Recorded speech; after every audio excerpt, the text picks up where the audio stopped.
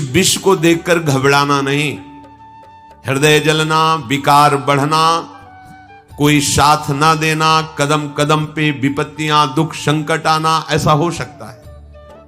आपको बिल्कुल फिसलना नहीं, रुकना नहीं, लक्ष्य दृढ़ रखना, सब ठीक हो जाएगा। ये मार्ग की स्थितियां हैं। अब अमृत आने के पहले कई प्रलोभन आते हैं। समुद्र मंथन लीला से प्रभु ने मानो साधक की प्रारंभ अवस्था से लेकर सिद्धावस्था तक की बात वर्णन की। अब समस्त देवता और असुरों को बड़ी प्रसन्नता हुई जब भगवान शंकर ने विषपान कर लिया।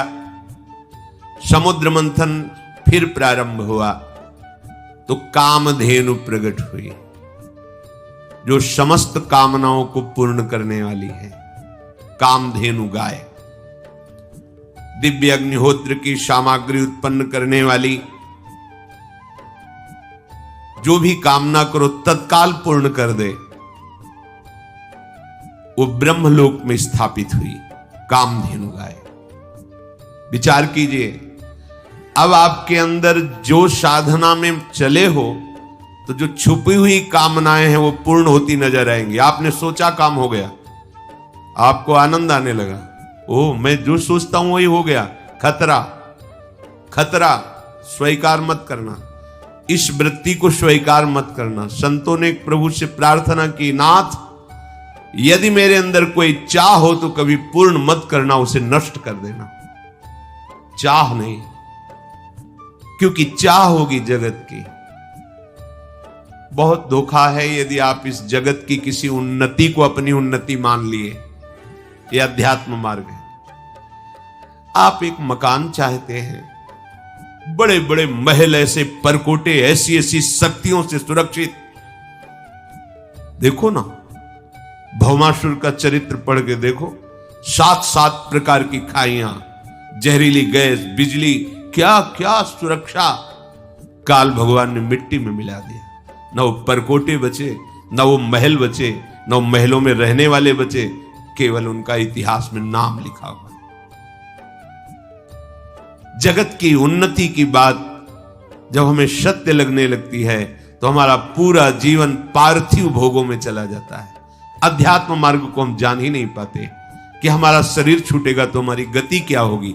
सब जीने की व्यवस्था में पूरी आयु व्यतीत कर देते हैं, लेकिन आयु पूरी होने के बाद क्या व्यवस्था है उसके विषय में सोचते ही नहीं। अध्यात्म वर्तमान को और भविष्य को दोनों को महामंगलमय बनाता है। साधक की जब साधना अहंकार रहित होने लगती है, अर्थात विष का शमन होने लगता है, तो उसके अंदर दिव्यता आती है। वो जो पदार्थ सोचता है वही मिल जाएगा, व्यक्ति वस्तु का संयोग वही हो जाएगा। जैसा सोचता है वैसा ही होना प्रारंभ हो गया। ये कोई सिद्धि नहीं है, ये कोई लक्ष्य नहीं है, ये लक्ष्य से गिराने वाला है। अगर यहीं रुक गए तो अमृत पद पर नहीं पहुंच पाए अभी। इसीलिए वो कहां स्थापित की गई? ब्रह्मलोक में। अर्थात समस्त कामनाएं ब्रह्म में समर्पित कर दो, प्रभु के चरणों में समर्पित कर दो। मुझे कामनाओं की पूर्ति नहीं, मुझे आप चाहिए, और आप मिल गए तो कौन सी कामना बकाया रह गई। बहुत सावधान। कुछ साधक अपनी इसमें बड़ाई समझते हैं, मैं जो सोचता हूं वही हो जाता है। ये बड़ाई नहीं, धोखा है तुम्हारे साथ। तुम अपने साथ धोखा कर रहे हो, अपने भजन को खर्च कर रहे हो जो भगवत प्राप्ति के लिए, और ये करते करते तुम्हारा उत्साह नष्ट हो जाएगा। तुम सत्य संकल्प कर ही नहीं पाओगे भगवत प्राप्ति का। इसलिए कामनाओं की पूर्ति पे जलन होनी चाहिए। तुम्हारी इच्छा हुई तत्काल कामना की पूर्ति नजर आ रही तो तुम्हें भयभीत हो जाना चाहिए। प्रभु क्या आप देख नहीं रहे हो? नाथ ही कामनाओं की पूर्ति रूपी वृत्ति हमें परमार्थ से हटा देगी। ऐसा कभी नहीं होना चाहिए। राबिया जी नाम की भक्ता थी, उन्होंने प्रभु से कहा, यदि मेरे हृदय में कभी सुख की चाह हो तो महान दुख देना, अगर स्वर्ग की चाह हो तो घोर नरक भेज देना। प्रभु मेरे हृदय की चाह कभी पूर्ण मत करना। भर्तृहरि जी ने भगवान शंकर जब प्रकट हुए तो कहा, हे देवाधिदेव, मुझे कभी सम्मान से भिक्षा भी ना मिले। क्या ये चाह रहे हैं महापुरुष? अब माया का ये नाटक अब हमें नहीं चाहिए। ये प्रणाम नमस्कार प्रतिष्ठा महल हाथी घोड़े वस्तु पदार्थ सब केवल पर्दे के हैं, पर्दे के। मान लीजिए जैसे आप फिल्म देखते हैं, पर्दे के हैं, सही नहीं है, यहां कुछ सही नहीं है, सब धोखा है। सही है तो एकमात्र सच्चिदानंद भगवान मान लीजिए, नहीं अंतिम में हाथ कुछ नहीं आने वाला, कुछ भी करके देख लो, काल के एक झटके में सब मिट्टी में मिल जाता है। जिसे हम देख रहे हैं कि हाँ हमारी बहुत उन्नति है, बहुत सुख है, बहुत साम्राज्य है, वो एक क्षण का अच्छा स्वप्न है, जगोगे कुछ नहीं है। जब कामधेनु प्रकट हुई तो उसे ब्रह्मलोक में स्थापित किया गया। उसके बाद उच्चैश्रवा घोड़ा प्रकट हुआ, जो असुरों ने लेना स्वीकार किया, तो असुराधिपति को उच्चैश्रवा मिला। कोई पद नहीं स्वीकार करना, ये तो प्रारंभ में ही गुरुजनों की कृपा थी। सदगुरुदेव भगवान ने कहा था जीवन में कभी कोई पद स्वीकार नहीं करना, कोई भी पद, तभी तुम परम पद की चाह से पुष्ट रहोगे। जब बच्चे ही थे तभी उन्होंने कहा देखो भाई, जिस मार्ग में तुम चले हो इसमें कोई पद स्वीकार मत करना, तुम्हें स्वीकार नहीं करना, पद मिलेगा नहीं ऐसा नहीं कहा, तुम्हें कोई पद स्वीकार नहीं करना, कोई पद नहीं, तभी तुम परम पद के अधिकारी बनोगे। कोई भी पद स्वीकार कर लिया स्वयं से तो परम पद के अधिकारी नहीं रहोगे। देखो चक्रवर्ती सम्राट पद पर अभिषिक्त हैं अम्बरीश जी, पर अपने ठाकुर जी के महल में पोछा स्वयं लगाते हैं, मार्जन स्वयं करते हैं, पात्रों का मार्जन स्वयं करते हैं, ठाकुर सेवा स्वयं करते हैं। अर्थात हृदय में सम्राट पद की स्वीकृति नहीं है, प्रभु के दासत्व पद की स्वीकृति। सावई मना कृष्ण पदारविंदयो, ये कोई भी पद अमुक अमुक अमुक ये पद स्वीकार बाहर से प्रभु देते हैं, बड़े बड़े महापुरुष पदों में विराजमान, स्वीकृति नहीं हृदय में। हृदय में ब्रह्म स्थिति, भगवत दासत्व, यही भाव, बाहर की किसी पद प्रतिष्ठा की स्वीकृति नहीं। पूज्य मामा जी महाराज बक्सर वाले, उस समय संन्यास वेश में हम काशी में ही घाटों में रहते थे, तो युगल किशोर के गुरुदेव हैं, तो उन्होंने कहा आज बहुत बड़ी सभा है और वहां हमारे पूज्य मामा जी का अग्र पूजा सर्वश्रेष्ठ सम्मान दिया जाएगा। काशी विद्वानों की नगरी, संतों की नगरी है, बहुत से संत महात्मा सन्यासी जन विद्वान जन आए, बहुत बहुत भीड़ लगी। मामा जी को जो मंच बना था विराजमान करके अभिषेक किया गया, और जब मामा जी को कहा गया आप 2 वचन बोलिए, निहाल कर दिया, आंखों में आंसू थे, और उन्होंने कहा जैसे मां अपने पुत्र को सजा करके गोद में बैठा कर दुलार करती है, ऐसे आप सब काशीवासी महापुरुष जन मुझ अधम को जो पुत्रवत दुलार कर रहे हैं, इससे मुझे पता चल गया कि मेरे प्रभु मुझे अपने चरणों में स्वीकार किए हुए हैं। क्योंकि आप सब गुरुजन हैं, आप सब हमारे वात्सल्य समुद्र प्रभु के स्वरूप हैं, और मुझ अधम को स्वीकृति कहां है? कोई भी एक शब्द कहीं उस सम्मान की स्वीकृति का नहीं था। और जब उतरे तो साष्टांग दंडवत पूरी सभा को किया। आश्चर्य, ऐसे महामहिम स्वरूप में स्थित होती हुई कोई स्वीकृति नहीं उस सम्मान की। हमारे प्रभु श्री कृष्णचंद्र जी राजसूय यज्ञ में अग्र पूजा हुई, और जब प्रभु सेवा का विभाजन किए तो सबको सब सेवा देने के बाद आपने सेवा ली आए हुए समस्त राजाओं के चरण धोने की। आश्चर्य की बात, जिनके चरणों का ध्यान स्वयं भगवान शंकर ब्रह्मादि करते हैं। ध्येयम सदा परिभवग्नम अभीष्ट दोहम तीर्थास्पदम शिव विरंचि नुतम शरण्यम, वो भगवान सबके चरण धो रहे हैं। कहां स्वीकृति हुई अग्र पूजा की?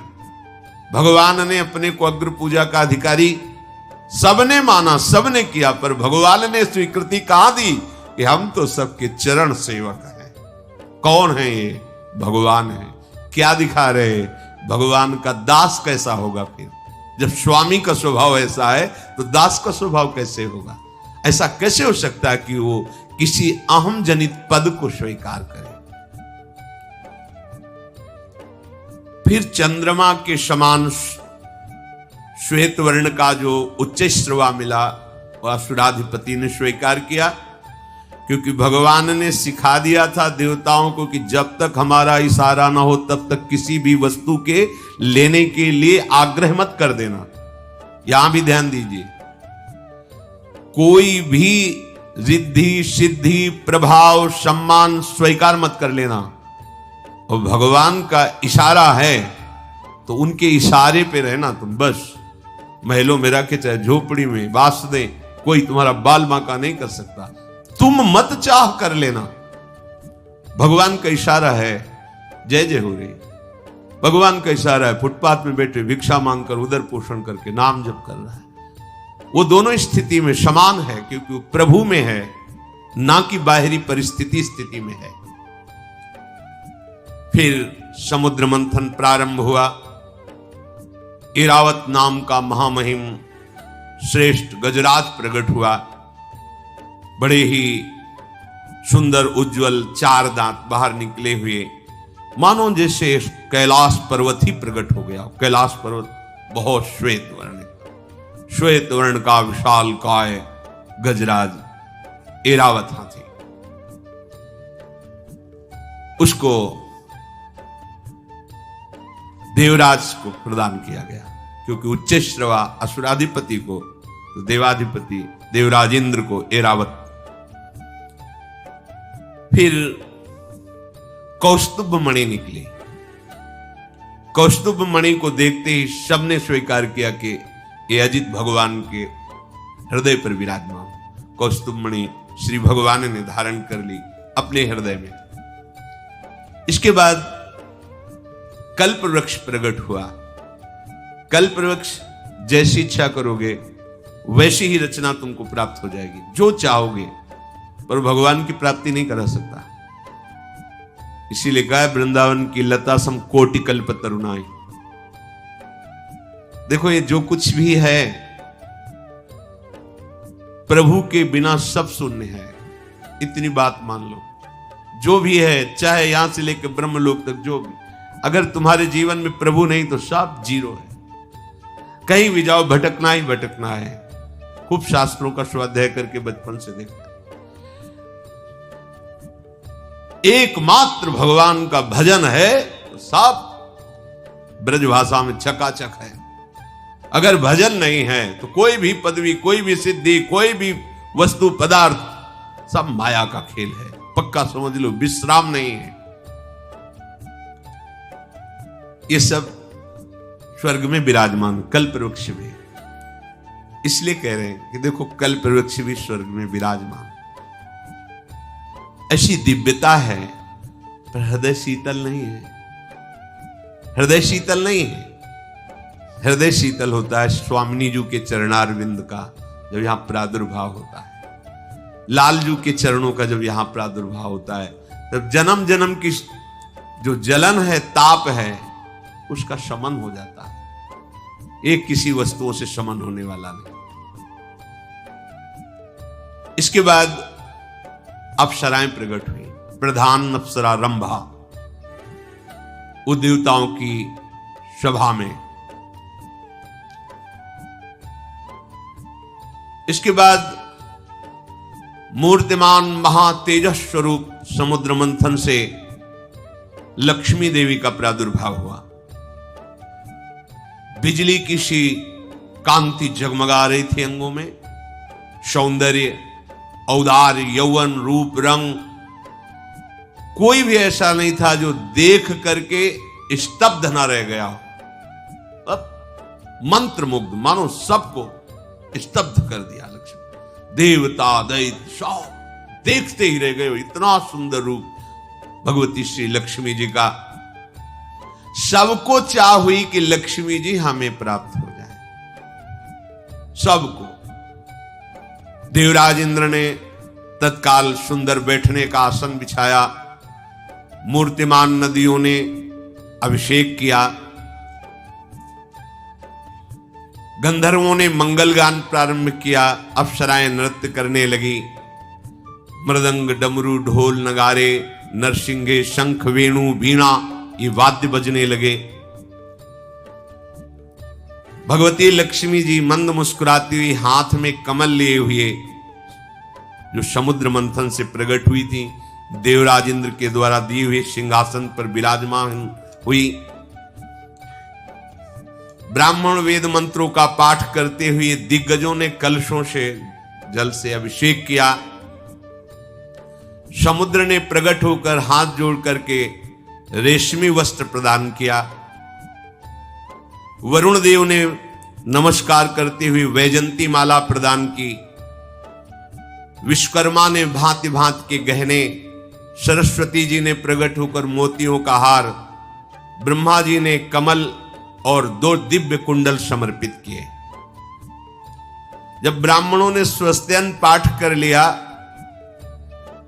तो अपने कमल को घुमाते हुए वरण करने के लिए लक्ष्मी जी निकली। कौन मुझे वरण करेगा? जिसकी तरफ देखती लक्ष्मी जी तो सबके हृदय में था कि लक्ष्मी जी मुझे ही वरण करें। लक्ष्मी जी ने विचार किया, जो निर्दोष है उसे ही मैं वरण करूंगी। जिसको मैं वरण करना चाहती हूं वो नित्य हो, अविनाशी हो, और मुझे चाहता ना हो। ध्यान से सुनिए, लक्ष्मी चाहने वाले को लक्ष्मी नहीं मिलती, तभी सब परेशान है, क्योंकि लक्ष्मी की चाह है। और जो अचाह हो गया तो लक्ष्मी जी उसको पुत्र की तरह दुलार करती है। पर यहां लक्ष्मी पति बनने के लिए सब परेशान है। नहीं, मायापति, अबे लक्ष्मीपति, करोड़पति, अरबपति, खरबपति, इससे चैन नहीं है। लक्ष्मीपति बनने, लक्ष्मीपति के दास बन जाओ और चाह खत्म करो तो मां है, जगदम्बा है, वही भरण पोषण करती सबका। गंधर्व, यक्ष, असुर, सिद्ध, चारण, देवता, पूरे त्रिभुवन में हाहाकार मच गया लक्ष्मी जी वरण करने के लिए। तो बड़े बड़े महात्मा जन भी दर्शन करने हेतु पधारे। लक्ष्मी जी ने दृष्टि डाली तपस्वियों पर। हाँ, तपस्वी हैं पर इनको अपने तप का बल है और ये क्रोध पर विजय प्राप्त नहीं। तपस्वी एक क्षण में ही हाथ में जल हो जाता है। अच्छा, तो देखो ना, और चरणामृत पी रहे हैं अम्बरीश जी।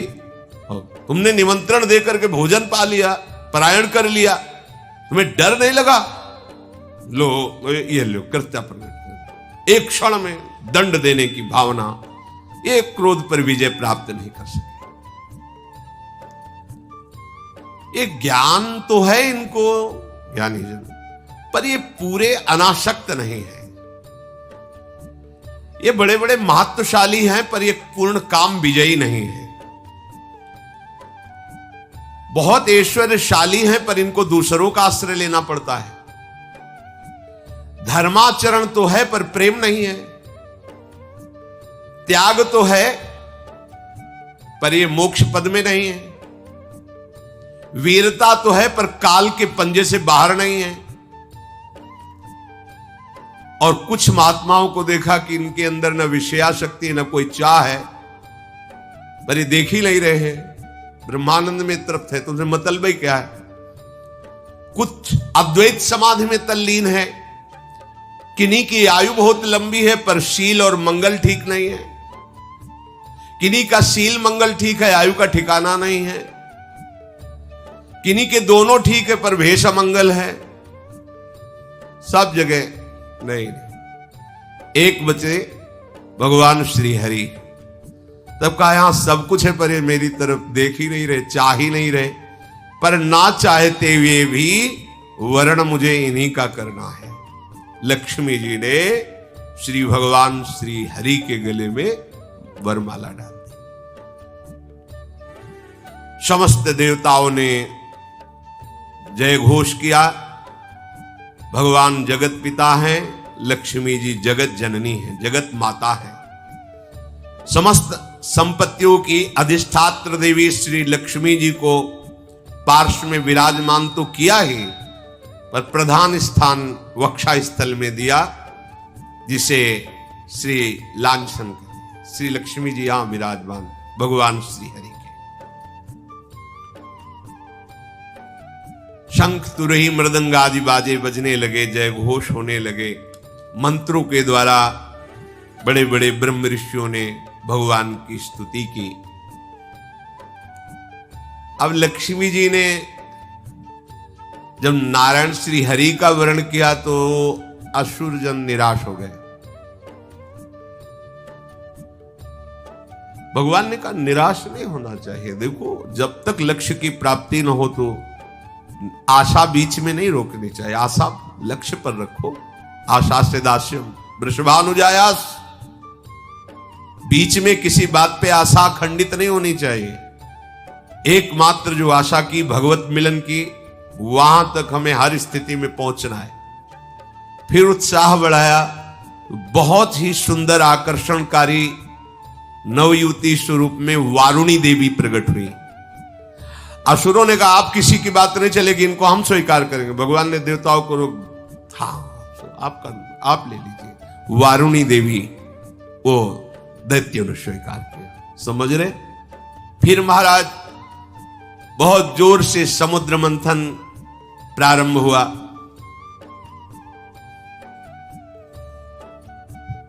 हलाहल विष, कामधेनु गाय, उच्च श्रवा घोड़ा, एरावत हाथी, कौस्तुभमणि, कल्पवृक्ष, रंभा प्रधान और अन्य अप्सराएं, देवी लक्ष्मी जी, वारुणी और पारिजात वृक्ष और चंद्रमा का भी प्रादुर्भाव समुद्र मंथन से हुआ।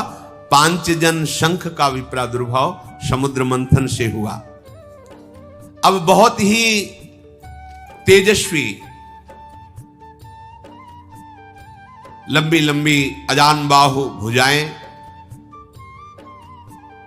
कमल नयन, शरीर रंग श्यामला, गले में नवीन पुष्पों की माला,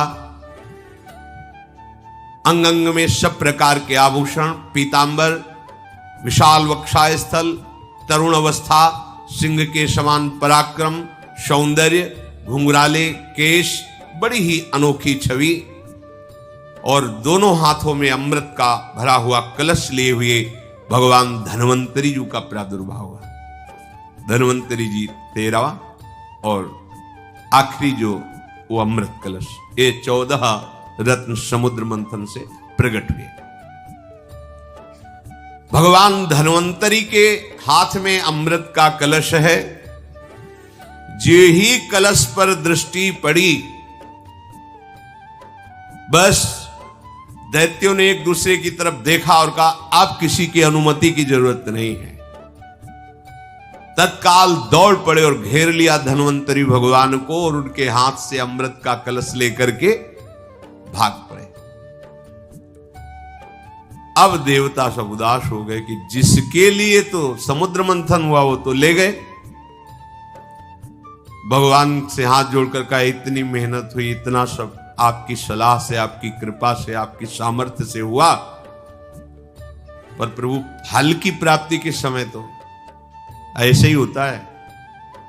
जब अमृत का समय आता है, अमृत पद में पहुंचने का, तब घसीट लेता है। ये आसुर स्वभाव तब तक घसीट सकता है जब तक पी न ले।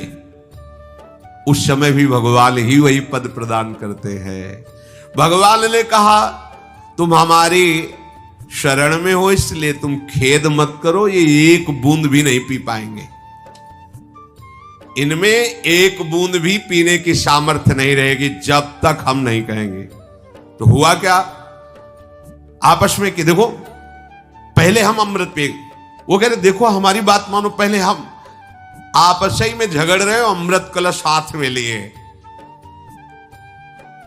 भगवान बड़े लीला बिहारी, तू मैं, मतलब समझो, अगर आसुरी स्वभाव के हाथ में अमृत भी लग जाए तो पान करने में नहीं लगते, वो झगड़ने में लगते हैं। अरे पहले पियो फिर लड़ाई झगड़ा, पहले उसको पियो जो मिला है, पर आसुरी स्वभाव उसका पान। जो तुम्हें मार्ग मिला, जो तुम्हें रस मिला, उसका पान करो।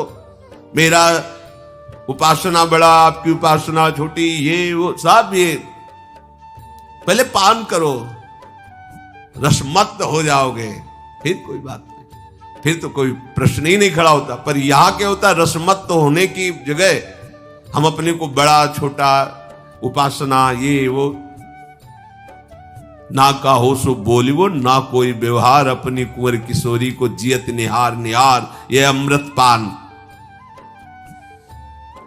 चतुर शिरोमणि भगवान ने अत्यंत सुंदर रूप धारण किया, मोहिनी रूप। काहे के लिए? अमृत छीनने के लिए। समझ पा रहे हो? हाँ, भगवान ने मोहिनी रूप धारण किया, ऐसा सलोना रूप। वैसे ही सरकार करोड़ करोड़ कामदेवों को मूर्छित कर देने वाली मुस्कान वाले हैं, और फिर ये मोहिनी रूप धारण किए हो, वैसे ही मोहन है। ऐसे एक एक तिल तिल भर का, ऐसा एक जगह देख लो तो मूर्छित हो जाओ, ऐसा सौंदर्य। वो कैसे समझ में आएगा? भगवान के सौंदर्य के एक अंश से त्रिभुवन में जितना सौंदर्य है वो सब है।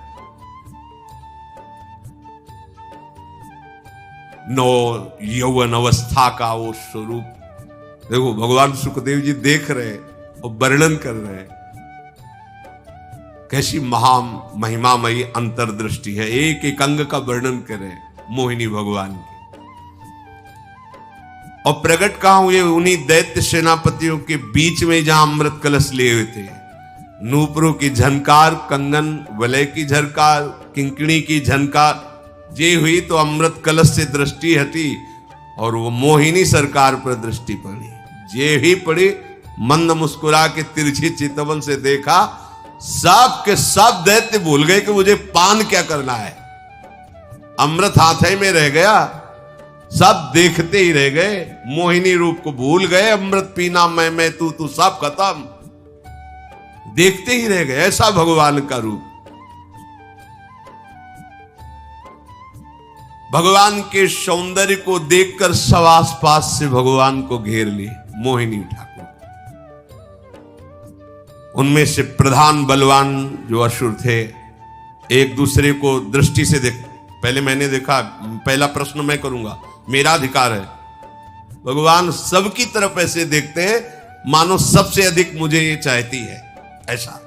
बड़े लीला विहारी, जो उनमें अपने को बहुत बलवान और अधिकारी समझ। उन्होंने कहा, कमल नयनी तुम कौन हो, कहां से आई हो, क्या करना चाहती हो? सुंदरी, तुम्हें देखकर हमारे हृदय में प्रश्न ही प्रश्न खड़े हो गए। बड़ी खलबली मच रही मेरे हृदय में। ना तुम देवताओं के कुल की हो, ना दैत्य कुल की, ना सिद्ध, ना गंधर्व, ना चारण, ना लोकपालों की, क्योंकि आज तक मैंने ऐसा ना सुना है रूप, ना देखा है। फिर मनुष्य की तो बात ही क्या है, विधाता ने सिर्फ हमारे लिए रचा है तुम्हें। मुस्कुरा दिए भगवान, हाँ तुम्हारे लिए विधान इस तुम्हारे लिए ही किया है। सही बात है, ये विधान तो मैंने तुम्हारे लिए ही किया है। देखो, हम सब तुम्हारे सेवक हैं। देख लो, बड़े बड़े असुर सेनापति एक मुस्कान में बोल पड़े, हम तुम्हारे सेवक हैं। हम आपस में लड़ाई लड़ रहे हैं, तुम हमारा झगड़ा मिटा सकती हो? वैसे तो हम सगे भाई हैं, देवता और दैत्य, एक ही हमारे पिता हैं कश्यप जी। पर अब देवता दैत्य के हम आपस में दैत्य ही दैत्य लड़ रहे हैं।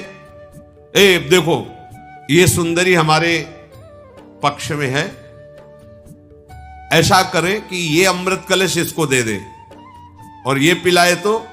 भगवान ने सबकी तरफ देख के जे मुस्कुराया, हाँ हाँ हम राजी। अमृत कलश बिना मांगे हंसते हुए भगवान के, समझ रहे हो, बिना मांगे अमृत कलश उनके हाथ में। तिरछी चितवन से हर एक दैत्य को देख के भगवान ने घायल किया। हर दैत्य समझ रहा है मुझे सबसे ज्यादा प्यार करते तो अमृत तो हमको ही सबसे पहले पिलाएंगे। भगवान ने कहा मेरी भी बात सुनो, तुमने पूछा तुम कौन हो तो मैं अपना परिचय